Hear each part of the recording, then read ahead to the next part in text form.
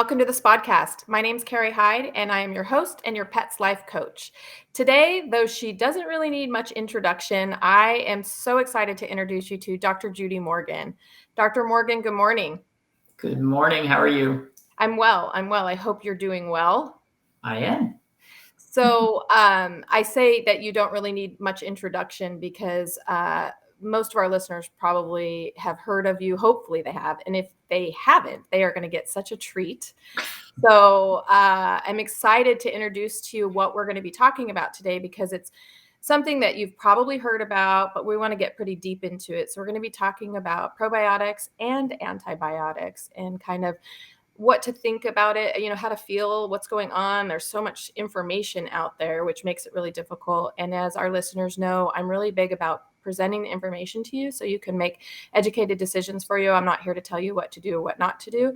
And I think Dr. Morgan is great at this. So there's not really anybody better, because sometimes you could get people that are just really, really, really strong in their views, which I think is okay, but sometimes it can scare people off because they just get very intimidated by that. And so, Dr. Morgan, I think you're fabulous to do this.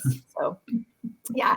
So you just did a summit on this, right? On the gut microbiome and bacterias. And Well, I was part of a summit that was put on by Pet Summits.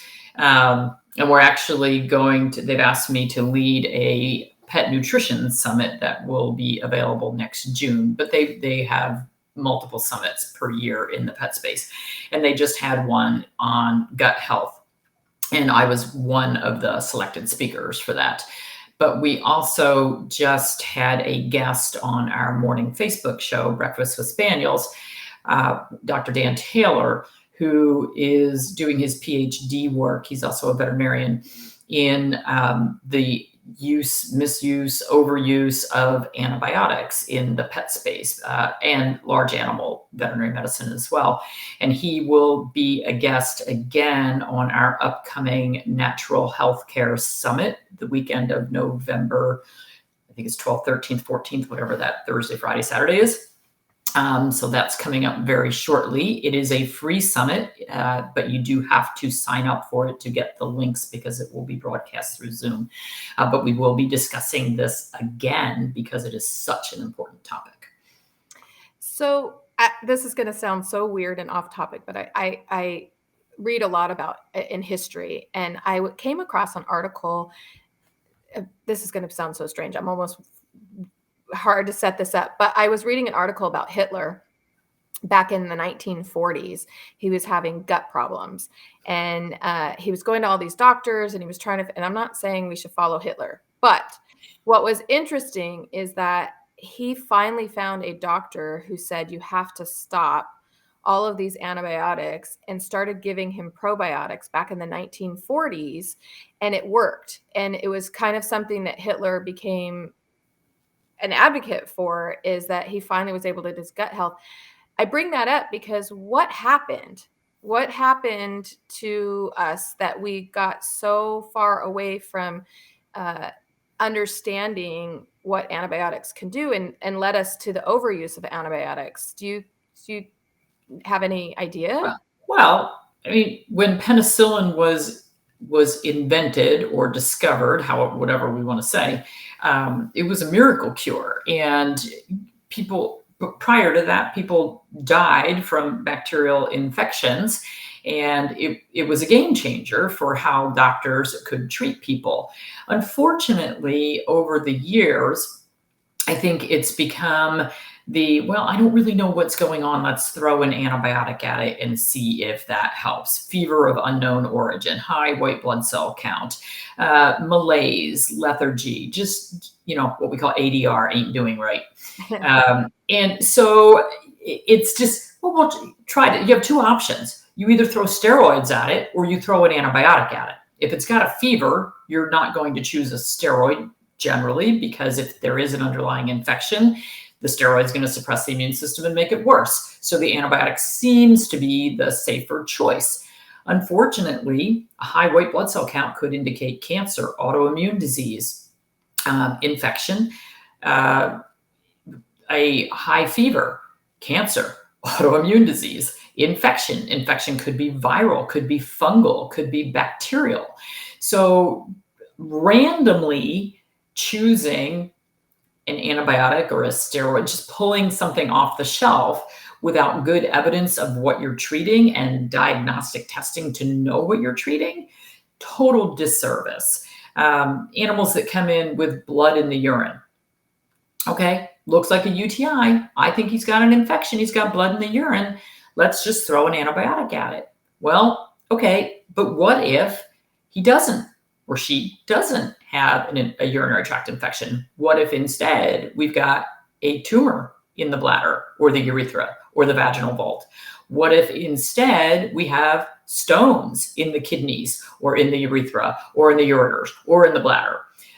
Without ruling out what else might be going on. So let's just take that urinary tract blood as an example. Okay, we've got bloody urine. All right, well, we'll just throw an antibiotic at it. Seems to get a little better, comes back in 2 weeks, got the problem all over again. That antibiotic must not have been the right one. I'll just pick another one off the shelf. We throw another one at them. 2 weeks later, we're back. Seemed to help a little bit, still got blood in the urine. Well, we haven't ruled out infections like leptospirosis. We haven't ruled out cancer. We haven't ruled out stones. There are so many other things that can be going on. And now what we've set up is an animal who's already been on multiple antibiotics. We've set up antibiotic resistance. We've killed the gut microbiome, because when you give an antibiotic, it doesn't go to, when you say I'm using this for a urinary tract infection, the antibiotic doesn't hear that and say, oh, let me just dive into the bladder. The antibiotic gets spread through the bloodstream to every organ in the body, including your skin, including your gut, everything. And we have healthy microbiomes, which is the healthy bacteria that help ward off infection in every area of our body. And when we kill off those good guys, guess what? The bad guys that are more resistant get to go, yay, we're having a party. And then you have a big problem. Yeah, I often tell people it's, it's like chemotherapy, right? We're not just killing off the cancer cells. We're I'm not saying we can't do chemo for cancer necessarily, but I think that we have to be really careful. We can't just go, oh, I think you have cancer, so let me throw some chemo at you and see if it works. Just try this. Actually, I had a veterinarian offer that up once for one of my foster dogs. He said, well, her ultrasound looks a little questionable. And this dog, she had buku problems. It looks a little questionable. She might have some lympho starting in her liver. So we could try a dose of chemo and see how she responds. This is a dog who was in ICU. And I said, we're just going to try chemo on the off chance that maybe she might have a cancer in addition to every other disaster that she has going on right now. Yeah. I thought it was one of the weirdest things I'd ever been offered. I can't, I'm a little bit in shock. I said no. Yeah. I kind of joke about it, it's like giving chemo. I can't imagine someone actually recommending chemo on the off chance that, Yep. I can't imagine going to my doctor and them going, well, so you haven't been feeling well? Could be cancer. Right. We'll just pick any chemo off the wall. But that's what we do with antibiotics, and we think nothing about it. Nothing about it. So it's just, it's become common practice. Even going, I once quit going to a dentist who I really liked, because at one point in my life, I had a heart murmur. I don't have a heart murmur now, but I had one once. I don't know why, but I did. So of course, I put that on my medical form that I filled out. And so every single time I would go in for a dental cleaning, he would want me to take 10 days of amoxicillin prior to getting my teeth cleaned. So I, of course, would not do it, but I also am a terrible liar. So I would show up at the office and they'd say, did you take your 10 days of antibiotics? And no.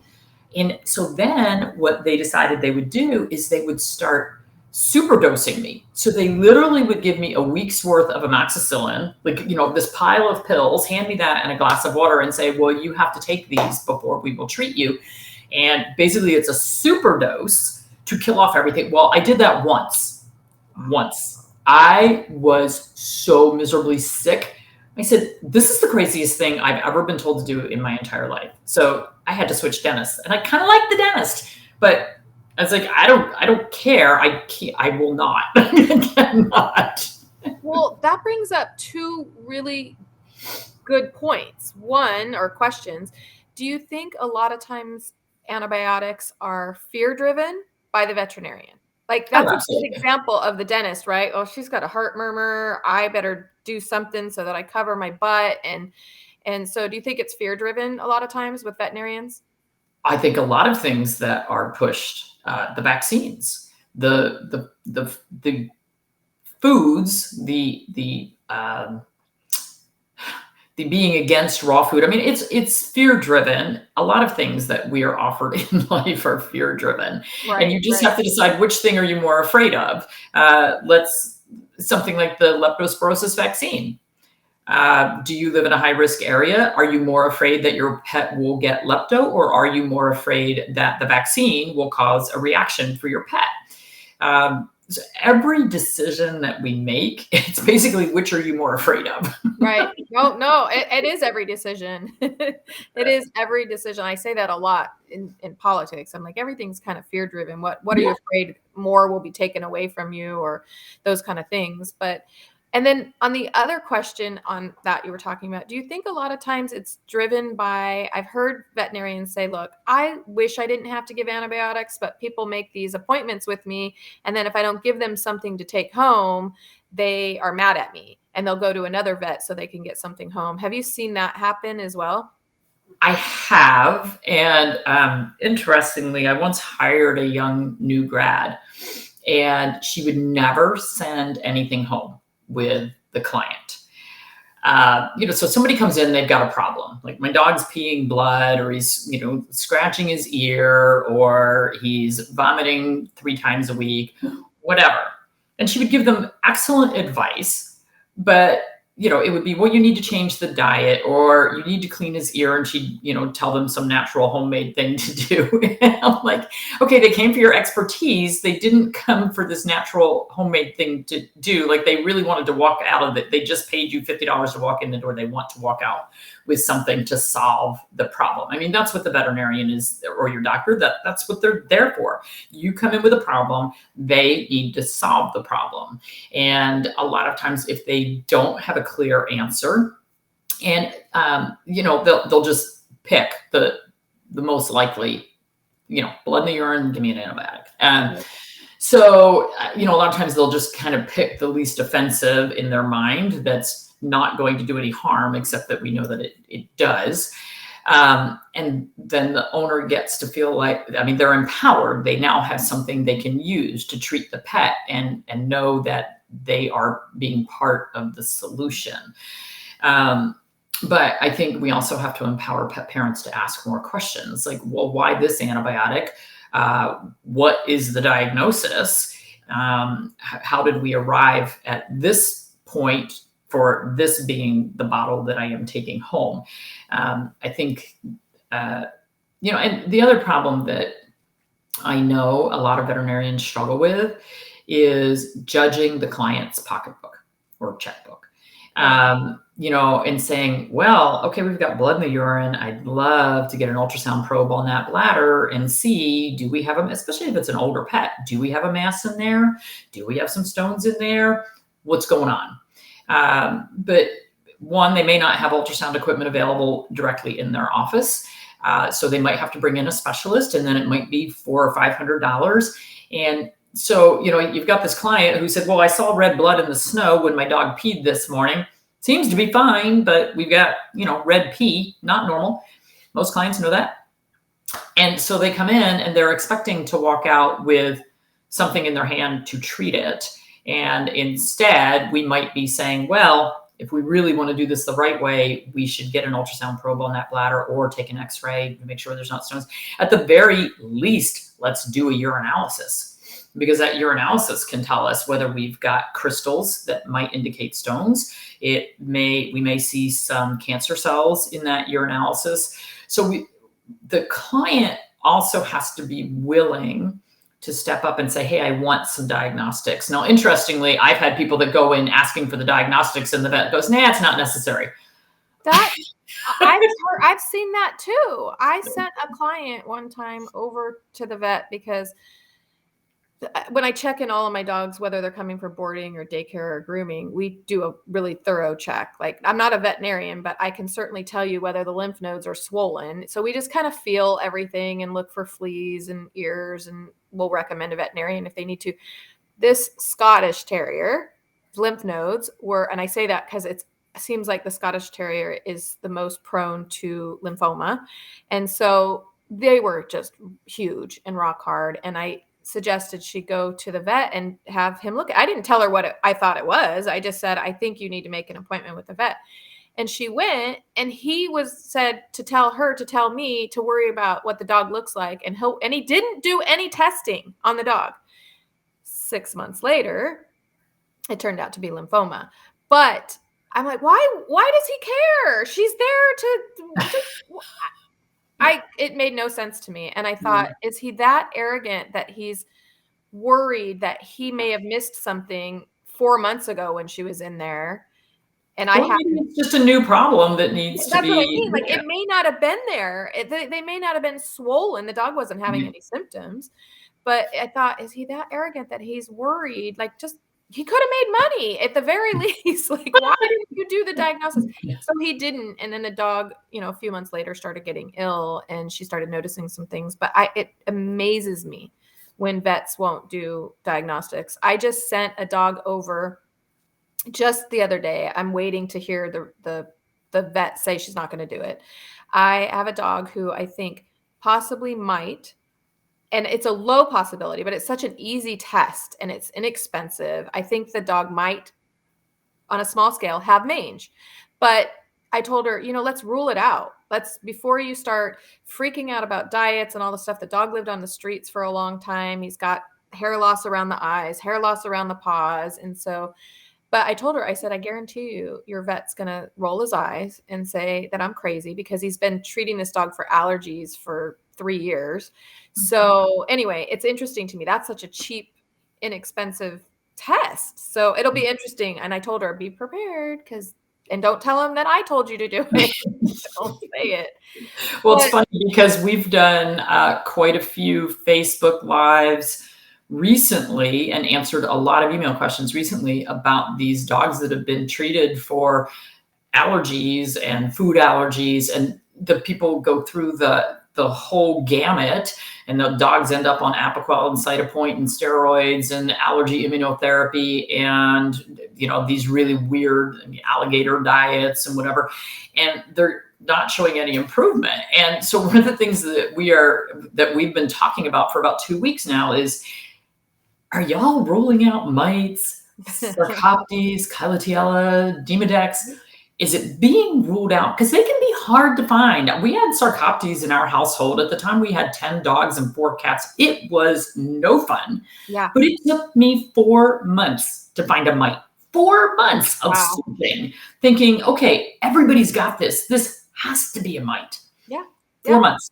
I'm so glad that we kind of went a little off topic on this because and I told her, I said, you make sure you get scrapings in 2 different spots. Like, don't just let them do one little tiny scraping above the eyebrow and go, no, it's not. So I told her, you got to be an advocate for your dog because they're gonna, especially if you say that your groomer told you, then they're just going to roll their eyes and say I'm an idiot. And that's fine. I've accepted that as the case. But like I said, for such an easy test, not that it's, like I said, you got to do it, but 4 months to get that. And the dog has all the symptoms. It is itching nonstop. And so anyway, but my point on that is diagnostics.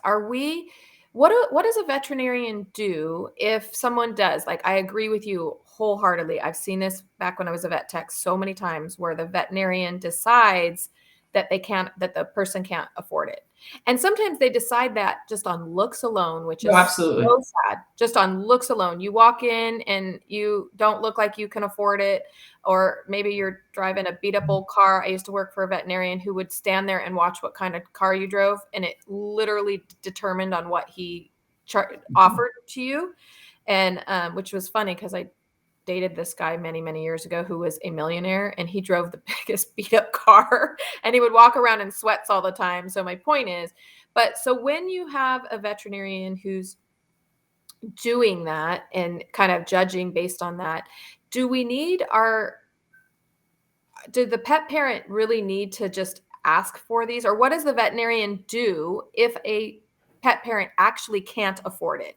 So you're faced with this pet who's in discomfort, pain, blood in the urine, and the pet owner says, I can't afford the diagnostics. Can you just give me some antibiotics? What does the veterinarian do then? They just give them some antibiotics. And frankly, I mean, I've been in that situation. The towns where I practiced, where my 2 practices were located, were not high dollar areas at all. And so a lot of times it came down to what's your best guess. And that's where your clinical senses have to kick in. A lot of times I would just do the bare minimum, like, in that case, okay, let me get a couple drops of urine from this dog, throw it on a slide under the microscope. It's going to take me 2 minutes. It's not going to cost me anything other than a couple minutes of my time. Let me at least get an idea. So that's one of those where you really have to work with the client and say, well, okay, here's the ideal. And the problem is right now veterinarians are slammed and overwhelmed, and it's been very difficult. But in every scenario, the pet owner should go in and say, okay, here's my animal. These are the symptoms. Do an exam. Tell me what you recommend that we do to try to figure out what is going on here. I mean, if it's got a big oozy hot spot, that's pretty easy. It's like, okay, well, got to treat that thing. The question is, could we treat it topically and not have to go for all the oral stuff? A lot of times we can. But, as the pet parent, you're standing there with a pet with a problem. Let's say it's ADR. He just ain't doing right. I don't know what's wrong with him. His appetite's off. He pukes once in a while. He's been real sluggish. So we get a physical exam. Hey, look at that. He's got a fever. Okay. Well, that's, a clue. All right, let's listen to his heart. Let's feel his abdomen. Oh, he's got big lymph nodes. Crap. Okay, that's another clue. So it's up to the doctor to put together all the diagnostics just with that physical exam using all of our senses. And in my case, I would say all 6 senses, because a lot of times I just get a gut read on something, but that comes with 35 years of practice.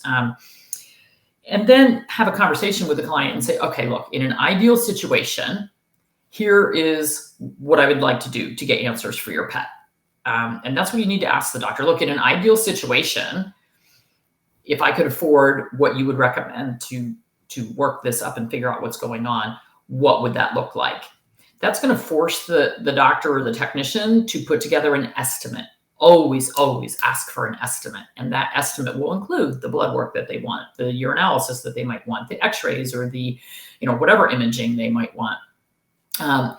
And then you get to look at that and go, holy cow, $2,000, I can't do that. Now the conversation becomes, what's the most important thing on this list? If you had to pick one thing on this list that would give you the most information, which one thing would that be? And then decide whether you can do that.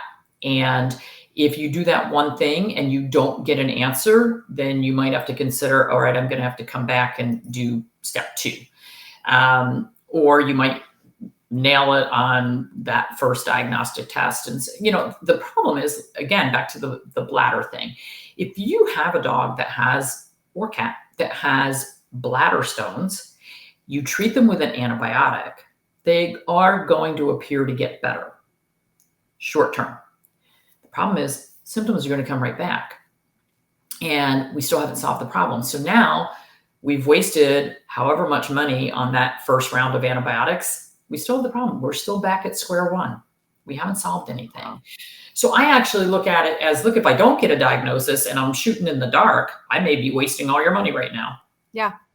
Yeah. So, but it's very important that clients get an estimate, get a best guesstimate of what they think is going on, and say, okay, well, how do I prove or disprove that so that I can make decisions? And for instance, when my dad was sick, he had Parkinson's and Lewy body dementia, and, just all kinds of old age stuff falling apart. And every time my mom would take him in to one of his different specialists, she'd come home with a prescription for some new medication. At one point, he was on like 33 medications. Every time she would come home with a new one, I'd say, give me that. And before we would go fill the prescription, I would look it up and see what the side effects. I don't know half of these human medications. So I would look them up, see what the side effects were, see what it was supposed to be treating, look at the interactions with everything else that he was on. And I will tell you that over half the time, I'd be back on the phone with the doctor going, do you realize this is going to interact with something else? Do you realize the side effects of this are something that he already struggles with? We can't go there. So, getting estimates from your doctor, from your veterinarian, and then taking, unless your animal is just in misery and you need something right now, right, taking 24 hours to think things over, look up the drugs, look up the side effects, kind of mull things over, and figure out what the best course is for treatment. And good advice. Yeah. And if you're given this huge estimate and you're, half the time we hand somebody, a pet parent, a huge estimate with all these things, like in an ideal situation, this is what I would do. We hand them that huge estimate and literally it's deer in the headlights. Like, oh, I can't pay my mortgage if I do this. Right. Understandable. And so taking time to, ask them, look, if I had to, and we had these conversations all day, every day. If I have to pick, what's going to give me the best answers? Okay, you want this big blood panel. Is there a smaller blood panel I could do that might give me the information? How can we put the puzzle pieces together to make it work for everyone, including the pet? And if you are really stuck between a rock and a hard place, and I mean, there were times when I had people who literally could barely pay the office visit and they've got an animal that, it's got a high fever, it's got, an open wound, infection, whatever. And they couldn't even afford to buy the antibiotics for me. Half the time I would write a prescription for something that I knew would be cheaper at the drugstore. Right. So you can ask for that as well. And then call 5 pharmacies before you go get it filled, because the difference in pricing between pharmacies, amazing. Yeah, it is. It's so interesting. You made the point that sometimes they start throwing stuff at them and they think this is the cheaper route than doing the diagnostics. But I cannot tell you how many times I've seen history of dogs and they have spent thousands of dollars. This just happened the other day during a consultation I was doing with a woman, and she brings me all, and thousands of dollars were spent. Very little diagnostics. She had some stool samples run for Giardia, but other than that, very little diagnostics, just Apoquel and Cytopoint and, flea and tick stuff in case the fleas that the dog never had were causing the itching. And she was worried about the diagnostics costing money. And I said, in my opinion, if you would have spent all of this money on diagnostics, you would have probably saved a lot of money. So I get it. We get in these situations where it's hard to think of the money up front, but I can say the diagnostics are so important. If you can put the money into some diagnostics, something. So even if you rule out one thing that you're not buying a product for, can make all the difference in the world. And I've often thought when I retire, I'm going to just do this thing where I just go to vet appointments with people. So I can be the behind the scenes advocate. Well, how about if we do this? Because it's so hard when you don't know what you know and what I know, right. and you know more than I know. But how does somebody do that? How do you tell your veterinarian you have to find the I don't know what it is, what's that word? Kahutsa or what, something that Jewish women use that word. Like you just got to muster up the energy and not be afraid to say, chutzpah. So I love, what is it? Chutzpah. That's it. I knew there was a word. Thank you. That you can I love that you said, go home if you can, if the dog's not in a huge, serious problem, and wait 24 hours. And just give yourself some time to think about it, because what you do in that quick decision making could affect your dog in such long terms.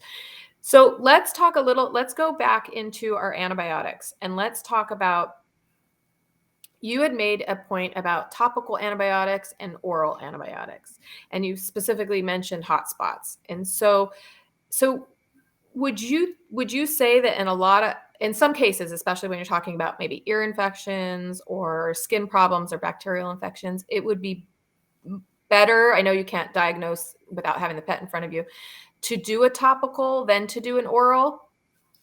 Anytime you can do a topical versus an oral, particularly if you have a localized problem, you're better off.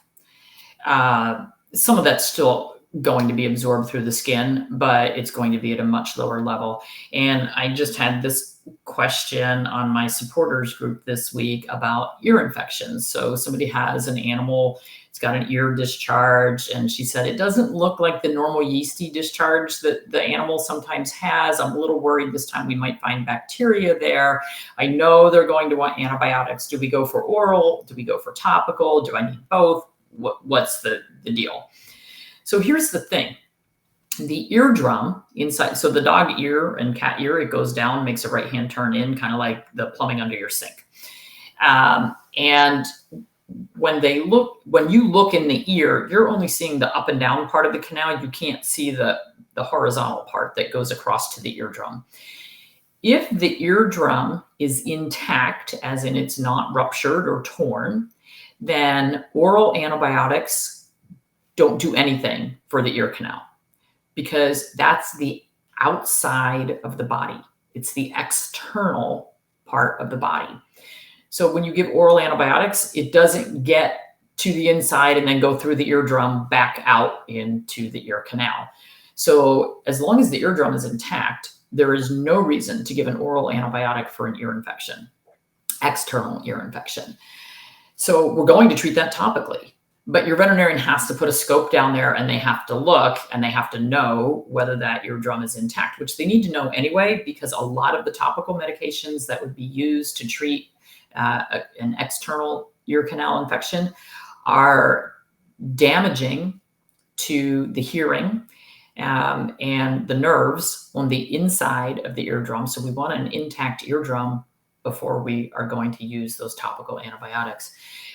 Many hot spots, skin infections can be treated wonderfully with bathing, topical sprays, herbal formulas, so many things that we can do versus instantly running to those oral antibiotics for skin infections.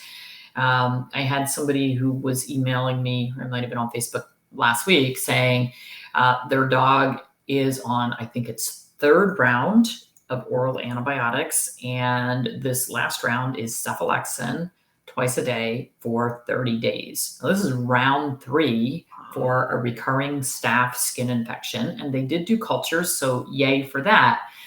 The problem is every time they stop the antibiotics, the infection comes back. And I said, okay, well then what's the underlying problem? Have you done an endocrinology workup? Does this dog have Cushing's disease? Does this dog have thyroid disease? Does this dog have a food allergy, an environmental allergy? The dog, it's an older dog, but I said, this dog cannot just live the rest of his life on oral antibiotics, because every time you stop, it comes right back. But that's literally what's been going on for a period of about 4 months. Wow. And so, how long is it going to be before the guts totally give up the ghost and before we start getting MRSA and all kinds of resistant things with this dog? So great, we did the culture. We found out what's growing on the skin. That's awesome. What's causing it? There's an underlying problem if you keep having these recurring infections. A lot of times it's endocrine problems, but it also could be a diet-related problem, and it could be an environmental problem. I had one dog just kept having recurrent infections, and we had done all the allergy testing. We got it on the right food, blah, blah, blah, kept coming back. Finally, I was like, look, let's start over. Do you have carpet in your house? Yep, I have carpet. A lot of rescue dogs in the house. A lot of dogs with skin problems in the house. And I said, what do you clean your carpets with? Do you rent a carpet steamer? Like, what are you using on your carpets? She was using one of those powder deodorizers on her carpets with all the perfumes. Well, no wonder all the dogs are breaking out. Like 90% of dogs will break out with those things. Those are the worst things ever invented for dogs, or cats. I mean, the animals who are laying on the carpet in contact with that stuff, very commonly allergic to it. So I said, well, I'd love for you to rip up your carpet, but since we can't do that, let's go get a steam cleaner and just steam clean. Don't use any chemicals. Don't ever use that powder again. Poof, all the dogs in the house, their skin problems went away. Wow. But you've got to find that, and I had been working with her for months, never asked the right question. Right. And that's one of the reasons why I love sending clients to holistic veterinarians, because they'll get to that. One of my favorite is my cat is sneezing. And so for 3 years, I've had him on, antihistamines and this and that and this and that. And then I'll say, did you ever change the litter? And then they change the litter and poof, it's all gone. It's just getting to that mindset of what is causing it instead of right. What's causing that cat to sneeze? Are you using fragrance sprays? Are you using diffusers? Yeah. Are you burning candles? Are you using dusty litter? Are you using a litter that the cat's allergic to? Like, is there a smoker in the house? That cat is reacting to something. Yeah. And when it's something, like it's something. We've done everything. It's all the animals. It's all this stuff. Now we just have to keep digging and asking the right questions. She never brought it up because it never dawned on her that could be an issue. Yeah. It's one of those, you don't know what you don't know. Right. Well, and you could kind of understand, like, I vacuum it up. People may think that it's all vacuumed up, not realizing how much more an animal can smell and take in that we don't even think exists. Right. And we have to remember that they are in contact with what's on the floor. Absolutely. All the time. Versus us, we've got shoes on, we walk through, it doesn't faze us. Yeah. And we're up on my dogs are up on the couch too. I was gonna say, we're up on the couch, not on the floor. But so going deeper, like we said we were going to do into antibiotics. Let's talk a little bit about specifically. You talk about running cultures and how important those cultures are. Sometimes people just think an antibiotic is an antibiotic is an antibiotic, and maybe one's stronger. I've had people go, well, maybe I need a stronger antibiotic. But can you explain how certain bacteria become resistant to antibiotics and how you have matching the right antibiotic with the bacteria and why that's important? So first of all, there's different kinds of bacteria, and this is microbiology, but we have gram-negative and gram-positive, and that basically means what color stain they pick up on a slide. And so some antibiotics are considered broad spectrum, and they will kind of get everybody, more or less. Some antibiotics are focused on gram-negatives, some are focused on gram-positives. And so one of the things that veterinarians learn is, well, when you see a hot spot, it's most likely to be bacteria XYZ, which is most likely to be responsive to antibiotic XYZ. Okay, that's great. What if this one didn't read the book? Or what if this pet has had multiple rounds of antibiotics for multiple infections? Bacteria, like viruses, mutate with time. And they say, it's kind of like cancer cells. I mean, they do the same thing. There's mutations. So when you give the antibiotic, you kill off the weakest links, the weakest bacteria, the ones that are most susceptible. You kill off the weakest, we don't really have, we do have antivirals. And the same with cancer cells. So they kill off the weakest cells. Great. We get this big die off and we go, woohoo, we win. And then, a week later, 2 weeks later, a month later, whatever it is, the guys who were stronger and they withstood the assault of the medication that was thrown at them, they're like, we're robust. Now we're taking over. And so that's why, like, dogs with lymphoma that do so well and go into remission for such a long period of time, then when it comes back, man, it comes back with a vengeance. Because what we did is we selected for the tough guys. And when those tough guys come back, we're kind of no match for them. And that's what we see with bacteria. So for instance, we rescued a whole bunch of kill pen donkeys and hinnies, which is a horse donkey cross. And when we got them, we put them in isolation for 30 days because they were covered in lice. very underweight, hadn't had their feet trimmed in forever, and they all had respiratory signs and just horrible snot dripping out of them. So the equine vet came out, and we had a baby with a real high fever, pneumonia, and gave them an injection of antibiotic called Exceed. It worked great, no problem. Everybody got through what they had, and after their 30 days of seemingly no symptoms and being healthy, we mixed them in with the rest of the herd. So we had 30 days symptom-free, mixed them in with the rest of the herd. Within 2 weeks, I've got one of our original miniature horses and one of the hinnies who'd already been treated with thick snot coming out.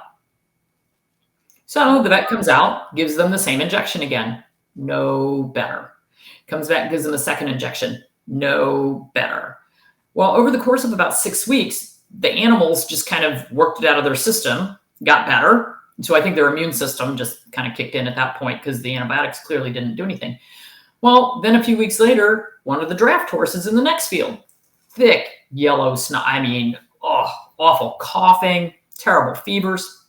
And so at that point we said, and we had done a culture at the beginning and everything was responsive to what we were doing. Well, when the draft horse got sick, we said, okay, the injections didn't work on the second round. So we're not going to just inject this guy. We need a culture. Well, it took us another 2 weeks to get our culture results back. Meanwhile, the poor guy, he's got snot and, he feels terrible. But we got our culture back and he had Pseudomonas. Pseudomonas is so resistant. So what we had done when we went through rounds 1 and 2 with the other animals, we killed off the easy guys. And that allowed this resistant Pseudomonas to really kick in. And interestingly, on the culture, it said that this antibiotic Exceed would take care of it on the culture. Read the insert on the Exceed antibiotic, and it says not to be used for Pseudomonas, will not be effective. Now, this is really, how do we not look that up and read that? Right. We would have gone with that again, very expensive. We would have gone with that again, and it would not have worked. Wow. So we ended up with Baytril, which is a fluoroquinolone, and within 48 hours on it, the horse was, yay, I feel better. And we went through his, 10-day course. But that is just a little example of a little closed colony that we had where we went from step 1, it worked great. Step 2, didn't really work, but they got better. Step 3, we had to figure out another way to do this. And so unfortunately, when your animal is put on an antibiotic, you can develop resistance. So like this dog that I was talking about that's on its 3rd round of cephalexin, maybe they did that culture on round 1. I didn't ask. And that's when they figured out this is the antibiotic we need. Now that we're on round 3, probably need a new culture. Yeah. But you still need to know the underlying problem. What is causing this? Oh my gosh. I see this all the time. I see dogs living on antibiotics, literally, like just living on it. It's just shocking to me. And then eventually when I get involved, I'll say, has anyone ever run a culture on this at all? No, it comes and goes. And then I just give it back. It's so frustrating to watch these animals suffer. People are spending so much money, which is why they can't afford to put them on better food because they're in that. Antibiotics are not cheap. They're getting more expensive. Another case where I see chronic misuse of antibiotics is dental disease. Okay, I've got this old dog. He's got pus pouring out of all of his tooth sockets. Either the owner is afraid to put the animal under anesthesia, or it's too expensive to put the animal under anesthesia, so they just keep refilling the antibiotics. Let me just tell you, there aren't enough antibiotics in the world to solve loose infected tooth roots. They need to be taken care of. You've got to bite the bullet and do the dental care to get those infected loose teeth out of there. If they're loose, they are not going to reattach. They are just a source of chronic infection and pain, folks, pain. And that's the part that, clients will tend to say, well, he's eating just fine. He's still eating his dry kibble. His teeth can't hurt too bad. Well, he's not chewing, folks. He's swallowing it whole and he's hungry. So he's going to eat. If you get to the point where they stop eating, that's really a problem. But the chronic use of antibiotics for infected teeth, it's the wrong answer. Yeah, I see that. I actually see that a lot. And it's usually, to be fair, it's usually the last one was a King Charles Cavalier who had a really bad heart problem, older, infected teeth. It's, it's that worst case scenario you can Been there, find. done that with all mine. With Yeah. all mine. Well, now you're in this situation where you have this animal who the vet doesn't want to put under because the heart is so bad, the teeth are so bad. And people are nervous, and I get that. Like, how scary is that? I have a sick animal. Do you think that there's any kind of oral, when you have a person who's like, look, I'm not putting my dog under. I know she needs her teeth done, but I don't want her dying under anesthesia. I know I have recommended your dental drops I know that they're not, we're talking about serious dental problems, but right. They're not going to solve the problem. They'll help. They decrease the inflammation. It does have the Manuka honey hydrosol in there, which is a great antibacterial. But again, we've got these deep pockets. The roots on the canine teeth, those fangs, are longer than the part that you see sticking out, and they go up into the sinuses. And that infection has a huge blood flow racing by it all the time, and it's picking up bacteria. Guess what? It's going to the heart valves and to the kidneys. My Shayna, horrible heart disease, Cavalier, and for 3 years, from the time she was 12 till she was 15, my cardiologist said, this dog cannot be put under anesthesia. And I couldn't stand it because her teeth were so bad. And she smelled so bad. So for 3 years. It's painful. Oh, yeah. So for 3 years, I mean, my dogs eat raw and it's all mushed up and ground. So, I mean, she can swallow it whole. But for 3 years, he said no. And we went in for the last consultation before we were leaving New Jersey, and I wasn't going to be able to see him anymore. And I said, Mike, can she have a dental? He said, actually, her heart is so stable and it hasn't changed in 3 years. Go for it. We did. We pulled 23 teeth. She was left with like 5. Let me tell you, when that dog woke up, it was like I had turned back the clock 5 years. She felt so good. She raced around. It was the most energetic I had ever seen her. She ate better. She felt better. And the only thing I could say is, okay, well, I had to get her heart strong enough with supplements and diet and everything that we were doing for her to be able to withstand that. And of course, I stood there the whole time going, yes, come on, hurry up. Make the right choice. To my technicians, I was like, oh, just start pulling, if there's any, this is our one and done. But it made such a huge difference for her, such a huge difference. But it took 3 years of working with my cardiologist and my supplementations and everything that we were doing. My guy, Stewie, he's a stage D now, has been in failure a couple of times. I'm not sure that I would put him under again, but each case is an individual. My mother's dog, we took her at age 16, a standard Schnauzer. Horrible dental issues, which I won't get into everything, but just not a normal case. And so we found a dental specialty center that was a dental specialist and an anesthesiologist. And they were the only 2 doctors in the practice, and all they did was crazy dental cases every day. And they only did 2 a day because they were so complicated. The dog ended up having to have blood transfusions during the dental. I mean, we're talking complicated dental issues. Wow. But she was 16. She flew through it. She was under anesthesia for about 4 hours, flew through it, did just fine, and felt better afterwards.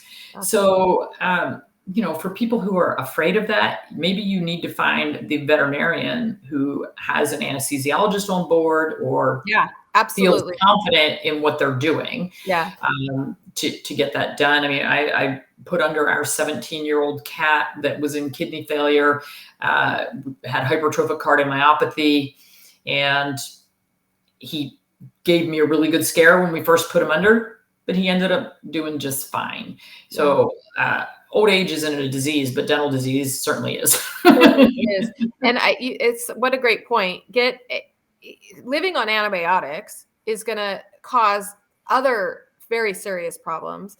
And if you can get the heart under control, if you can get those things under control, and I 100% recommend, if you're going to do it, to have an anesthesiologist on board if you have an animal that's that kind of fragile. I don't think people realize that that's something that they can look for to make sure that it's not just, just I don't want to say just a veterinarian, but there's more people in the room monitoring what's Right. going on, so that the person who's having the teeth pulled is focusing on that while someone else is focusing on heart Exactly. rate and monitoring that. And that's the safest way to do that. Yep.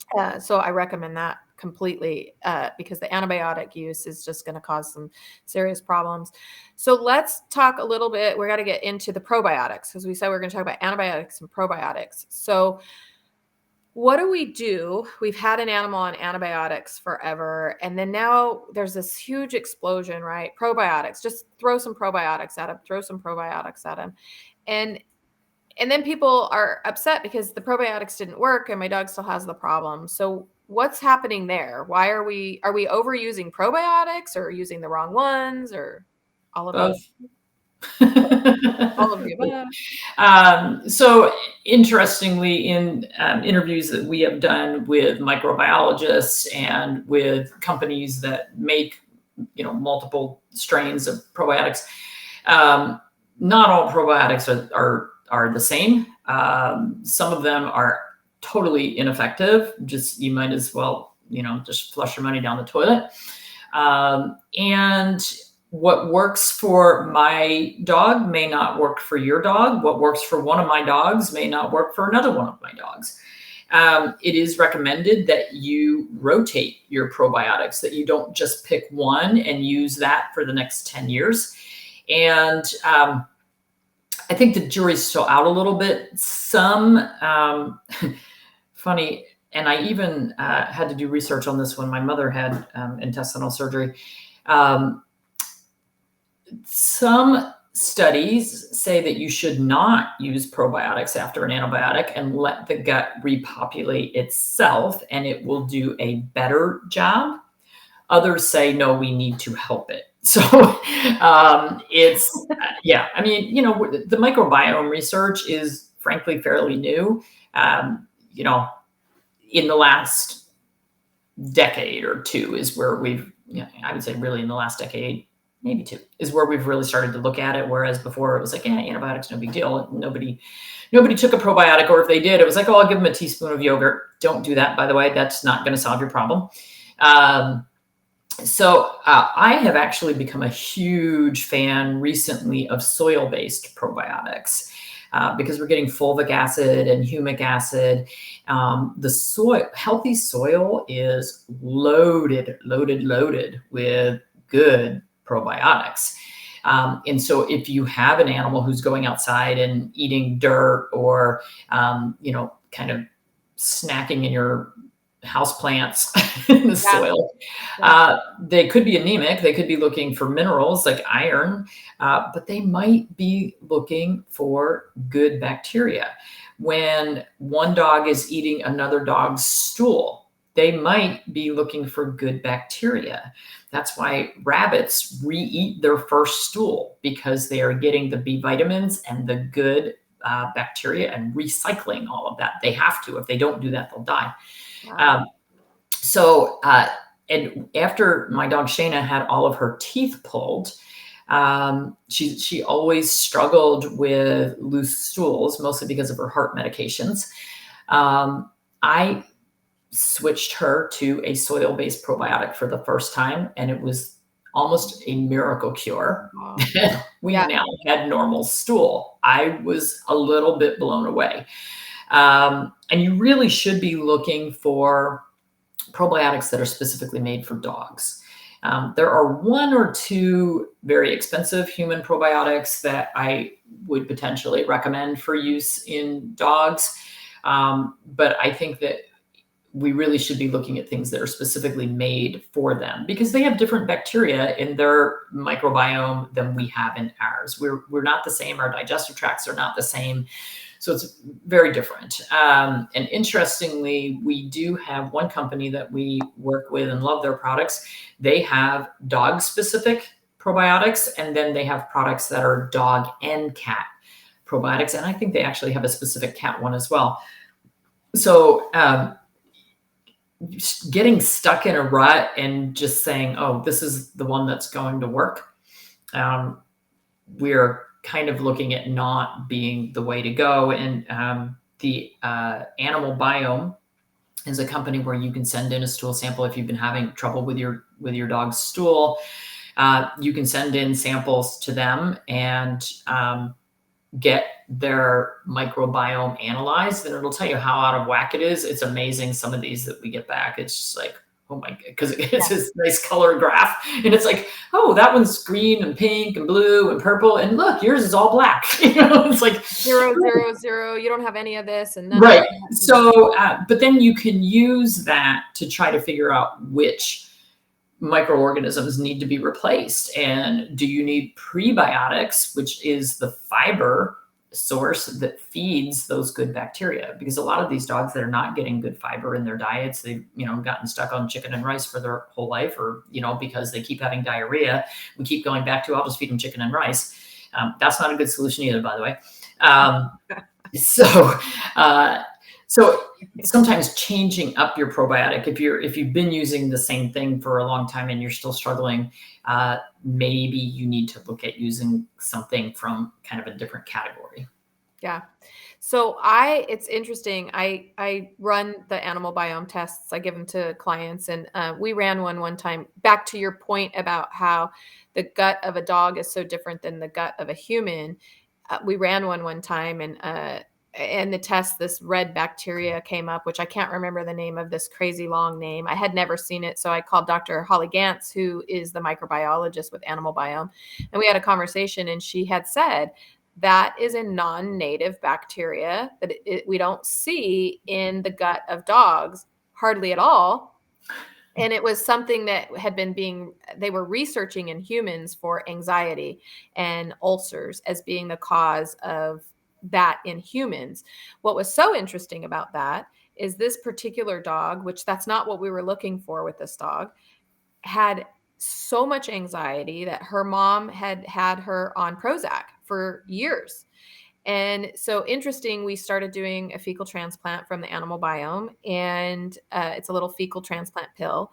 And then we kept testing the dog, and we watched the bacteria go down. But not only the bacteria was going down, so was the anxiety. Yeah. And so just for the mom to be able to see that and witness it and go, oh my gosh, there's a correlation because I'm taking my dog off Prozac. So it was really, really, really interesting to run that test. We found something we didn't know we were even looking for. So right. And it was just kind of really interesting to do that. So I agree with you that we have to know, if we can, know what's going on and using the right probiotics and not just throwing a bunch. But so there's a lot of talk about probiotics. You had mentioned that there's a couple studies saying that you don't need to give it after an antibiotic because the gut will replenish itself. But then there's also studies that say, no, you should.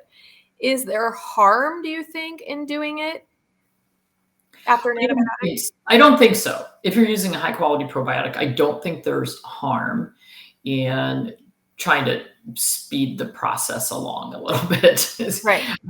And again, it depends a lot on diet, because on the microbiome test, a lot of times it says your dog needs more fiber or your dog needs more protein.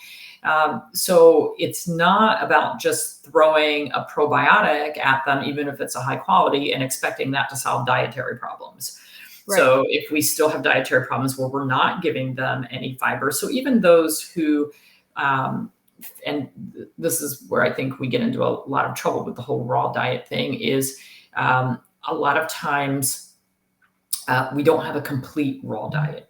So people get mad at me because I add vegetable matter to my dog's raw diets. Well, they need that fiber.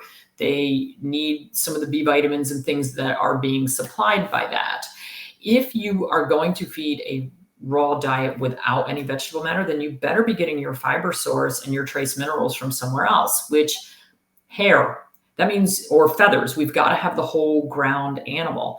And there are too many raw diets that don't contain any vegetable matter, but also don't contain any fiber matter, because it's, meat, bone, and organ without any supplementation. And so we're missing out. And that sometimes is something that we see on the animal biome test. It's like, well, where's your fiber source? This dog needs some fiber for these, for the good bacteria to thrive.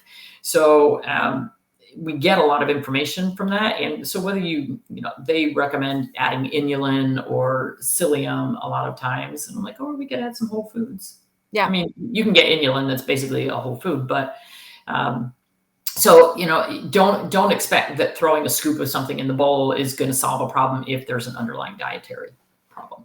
Right. Well, it's interesting because when you talk about the study where they say that the gut should be able to replenish itself, it would be able to replenish itself if we were feeding the food that supplies prebiotic to feed the colony that's already living there that needs to replenish itself. We can't. Right.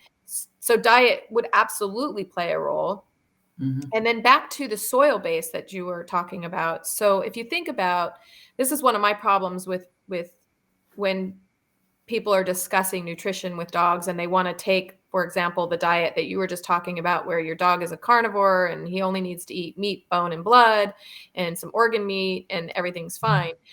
But you make up the good point about how the fur supplies different nutrients, but also when wolves are hunting, where is that? Is it up on a dinner table in a bowl? No, it's in the dirt. The animal that they kill is in the dirt and then replenishes the body that they get. So I actually feed my dogs in the dirt. So my dogs hunt in the backyard. They don't eat out of a bowl. They never, well, I can't say they never have. So, but my dogs hunt in my backyard. It takes them about an hour and a half and I throw their meat in the dirt, in the soil, and that's where they eat. So maybe not everybody. Other people who do that. Yeah. I do. I mean, that's it. People think oh my gosh, but I know that they're getting some bacteria from that dirt that is healthy for them.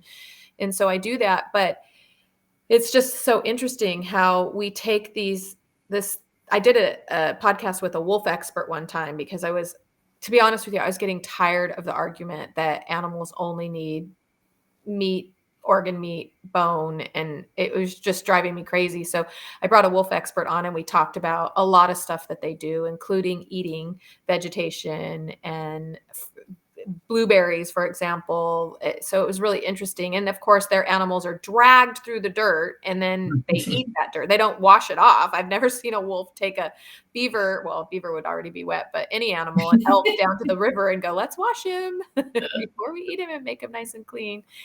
So what about the timing of our probiotics? And actually, let me go back a little bit. Can you explain the difference between a probiotic and a prebiotic?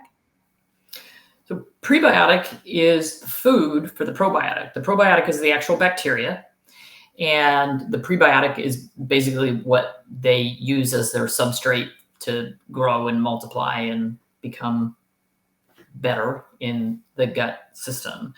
And probiotics are live bacteria.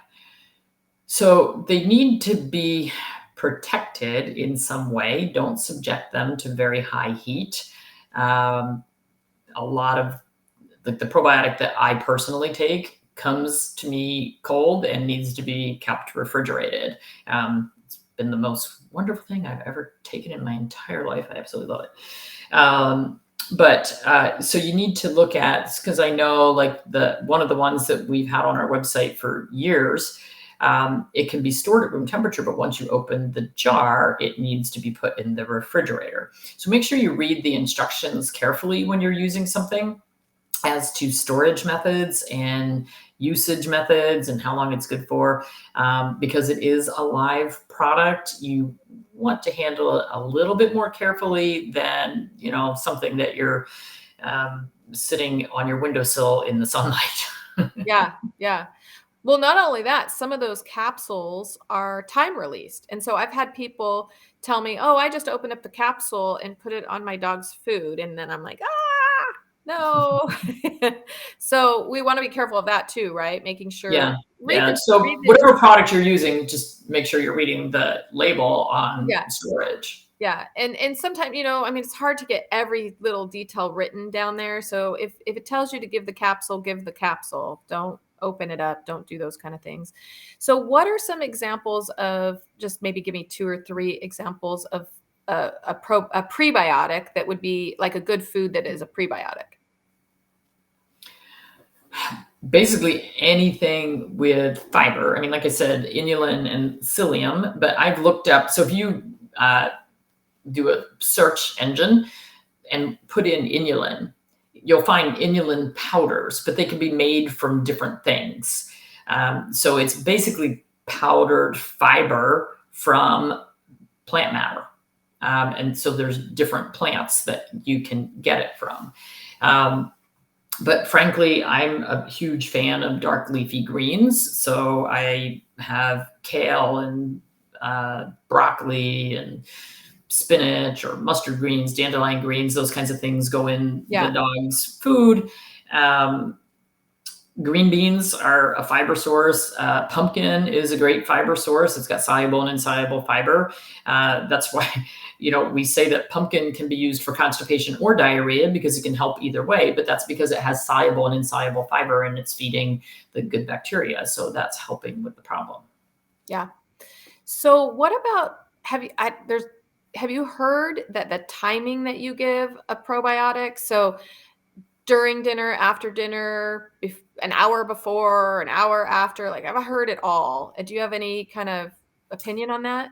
I not particularly. I, again, would say it would depend on the product that's being used. For my own dogs, it's been sprinkled on their food forever. That's how we've been using them.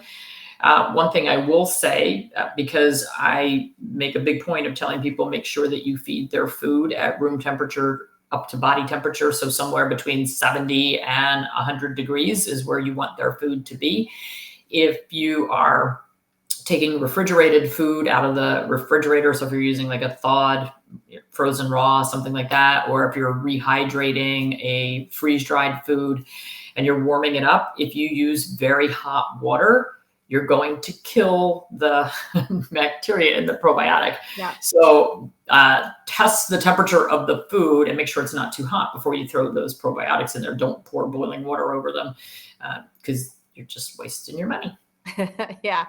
Have you heard, speaking of wasting your money, you had commented that there's tons of them on the market and probably some of them are useless and don't work. And I read somewhere, and I've read it both ways, and I tested this myself, where you can take a probiotic, pour it into milk and leave it overnight and see if it curdles. And if it curdles, it's supposed to be a live culture. And if it doesn't, then it's dead and it doesn't do anything. It made logical sense to me. Because makes logical sense. I have not tried it. Perhaps I will. I did. And I took a whole bunch of probiotics and I didn't take them. I put them on my counter and I tested a whole bunch of different products. Some curdled and some didn't. And so it made sense to me. So I went with if this one is curdling, I'm going to assume it's alive, and it did something happened. This one just sat there all night long, didn't do anything. And so I wouldn't carry those products based on that. And I still kind of follow that. I think that's a really cool test. And I can say, my dogs get fermented goat milk. And once you thaw that stuff out, like I've done tests with it where I've left it sitting out on the counter. And let me tell you, it just keeps getting thicker and thicker and more curly and more curly because those live bacteria in there are just doing their thing. Yeah. So what is there a probiotic that you highly recommend? I don't know if our listeners know I don't sell products. I'm not here to sell you products. It's not something that I do, but I do support a lot of products, and I absolutely 100% support Dr. Judy Morgan in pretty much anything that you recommend. I know that your integrity is so high, which is so important to me. Is there a probiotic or I should say antibiotic, a probiotic that you recommend? We have quite a few on our website now, the drjudymorgan.com. I have become a huge fan of the Adored Beast products, and she has the Phytos Flora, which is dog specific. She's got a lot of gut healing, leaky gut protocol, a lot of really good products. And she was one of the ones who, when we interviewed her, she said, no, you don't want to even pick just one of my probiotics and stick with it. You want to rotate through. And so she's got really good soil-based probiotics as well. And then the other company that we've really kind of latched onto is BioStar. They have a colostrum that we really like for immune support, but they have a soil-based probiotic. We're actually using that on our horses and donkeys and minis and hinnies right now because of everything that they've been through.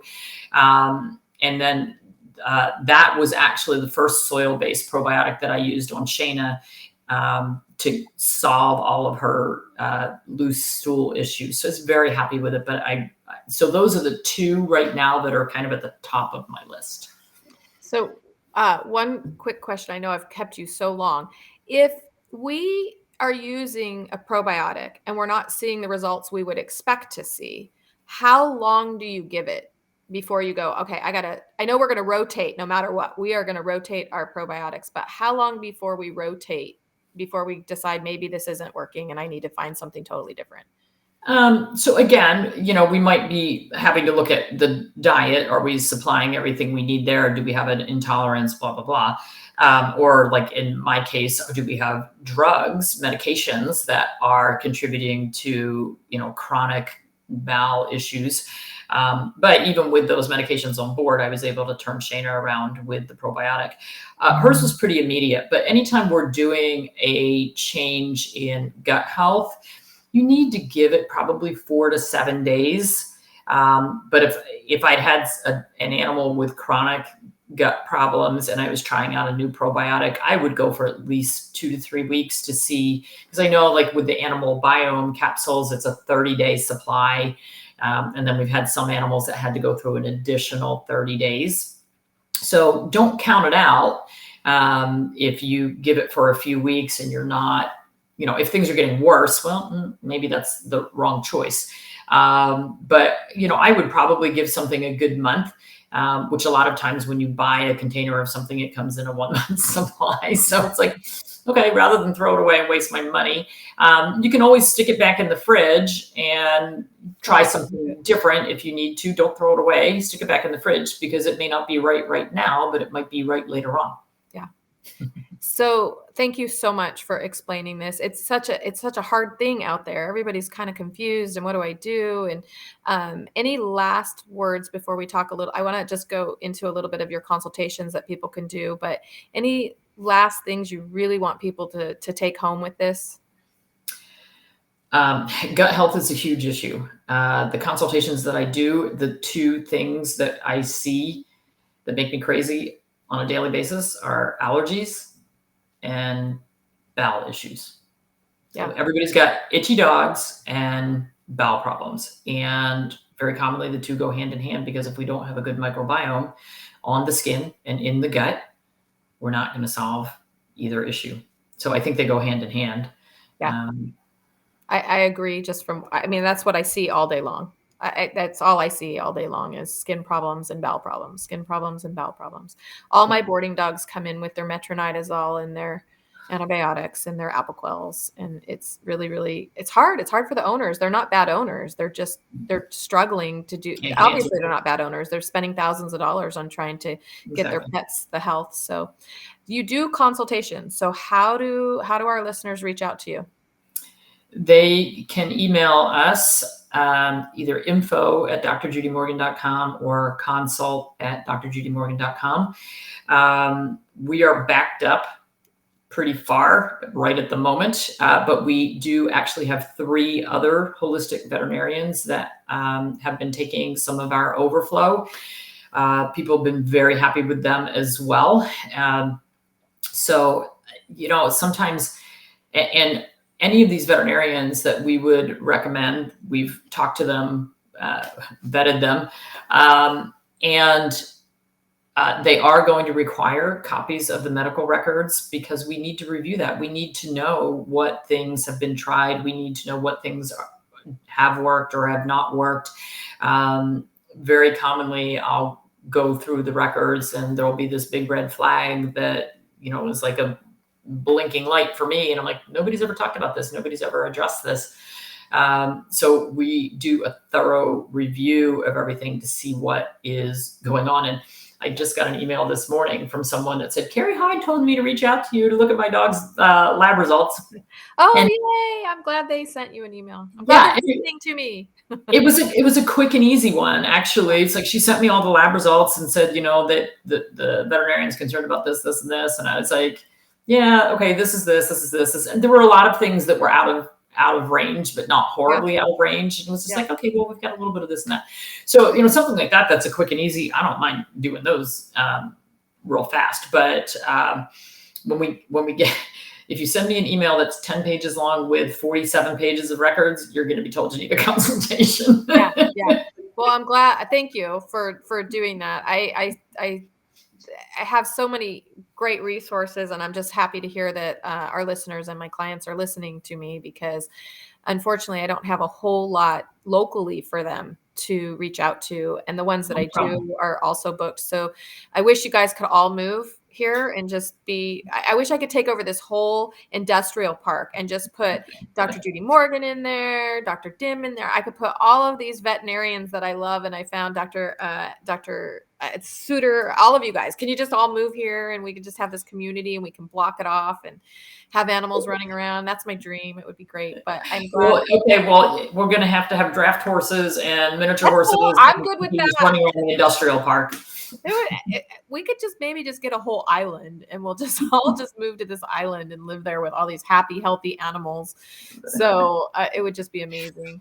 In the meantime, it's hard for people to get consultations. I know we're booked out. You have some fabulous books that they can start with. What do you have? So the two most popular and the two that I recommend are the ones that are behind me over that side. That is From Needles to Natural: Learning Holistic Pet Healing. That was my first book. And so amazing book. It was a story of my journey, but it has tons of information for people. The one caveat on that, the one caveat is some of the foods that I talk about in there that I liked at the time the companies have been sold. They're not companies that I would use anymore. So for the food information, go to my website and you'll get better information. And then that one, Yin and Yang Nutrition for Dogs, Maximizing Health with Whole Foods, Not Drugs, talks about using whole foods, so people food, real food, from a traditional Chinese veterinary medicine standpoint. So the energetics of food and how we can treat heart disease, kidney disease, liver disease. And it's got about 60 recipes in it. Even if you have a healthy dog, there's healthy dog recipes, but it also kind of gives you clues to look for that, mostly through the tongue and where they sleep and, how they're acting, give you clues that, hey, something might be brewing and maybe I can cut it off at the pass. Yeah. You are so fabulous to give your time, all of your writings, your books, and still you're here talking to our listeners, which makes it's just fabulous. Dr. This is retirement. I know, right? I know. Dr. Morgan is retired. Retired. So thank you so much for being here. In our show notes, you can reach all of the information you need in order to get a hold of Dr. Morgan. I highly encourage you to go to her Facebook page, or her Facebook page as well, but her website, so you can order these books. It will get you started. I promise you will not regret purchasing these two books and learning how you can prevent disease. So maybe your dog won't need some antibiotics or even probiotics if we're feeding correctly and the body can replenish on its own. So thank you all for listening, and I am going to go ahead and sign off. Thank you, Dr. Morgan. Thank you. Take care.